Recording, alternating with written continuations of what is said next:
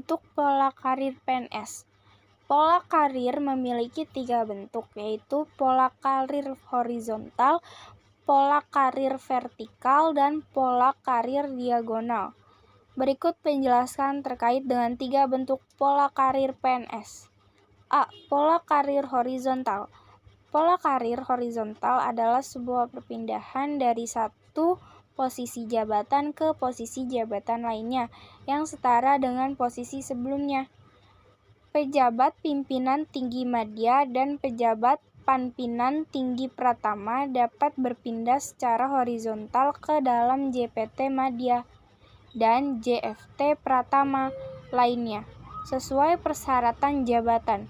JF dapat berpindah ke JF lain dilakukan sesuai kualifikasi, kompetensi, dan syarat jabatan.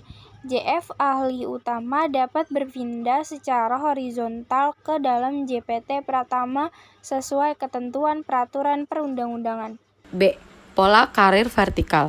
Sementara itu, pola karir vertikal merupakan pemindahan jabatan dari satu posisi ke posisi jabatan lain dengan posisi yang lebih tinggi dibandingkan jabatan sebelumnya yang dilakukan melalui promosi. Promosi ditetapkan bagi JA, JF, dan JPT. Promosi dalam JA dapat dilakukan dengan menyesuaikan kelompok rencana suksesi atau dapat melalui seleksi internal. Sementara itu, promosi dalam JF dapat dilakukan dalam hal kenaikan jenjang sesuai ketentuan perundang-undangan. Adapun promosi ke dalam JPT dapat dilakukan ketika seseorang telah memenuhi segala persyaratan jabatan melalui rencana suksesi, seleksi terbuka, maupun berdasarkan pada ketentuan sistem merit yang organisasi. Dalam hal ini, perubahan vertikal dapat dilakukan dengan seleksi terbuka yang disesuaikan dengan kompetensi, kualifikasi, serta syarat jabatan dengan tetap memperhatikan kebutuhan organisasi. C. Pola pikir karir diagonal.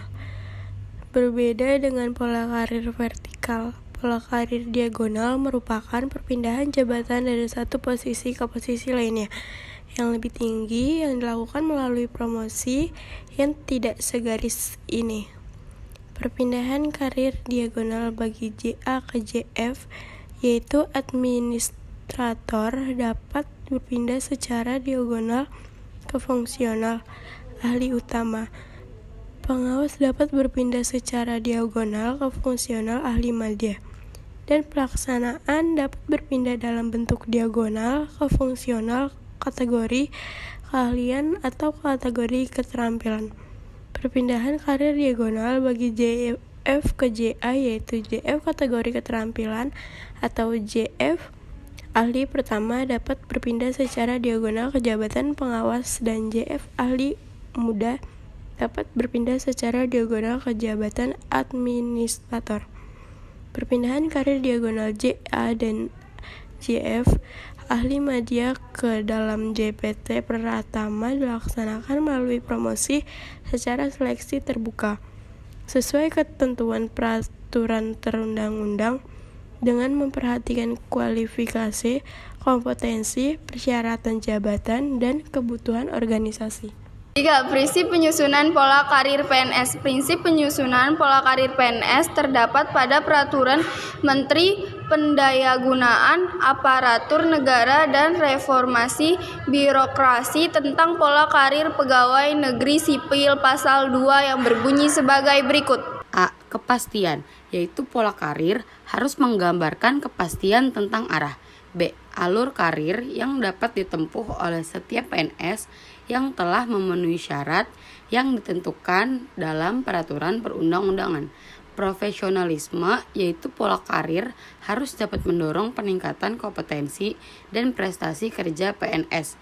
C. Transparan, yaitu pola karir harus diketahui oleh setiap PNS dan memberi kesempatan yang sama kepada PNS yang telah memenuhi syarat yang ditentukan dalam peraturan perundang-undangan.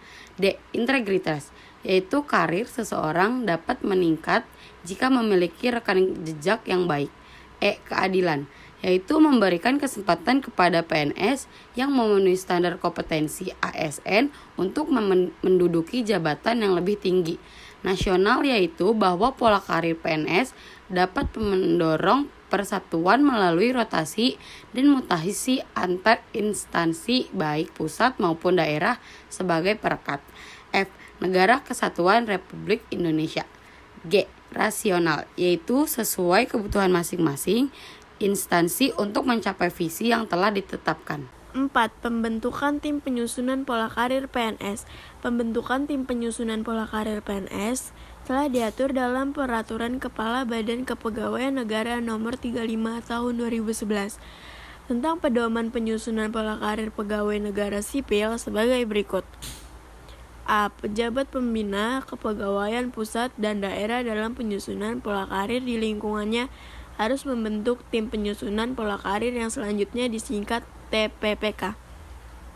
B. TPPK memiliki tugas membantu pejabat pembina kepegawaian pusat dan daerah dalam menyusun pola karir. C. Syarat keanggotaan TPPK sebagai berikut. 1. Memiliki pengalaman dan kemampuan di bidang organisasi dan tata laksana.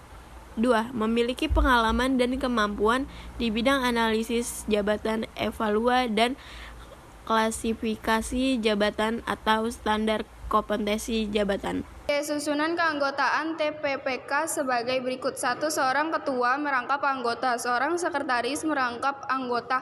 3. Paling kurang 3 orang anggota. E. Ketua TPPK ditunjuk dari pejabat eselon 2 yang secara fungsional bertanggung jawab di bidang kepegawaian.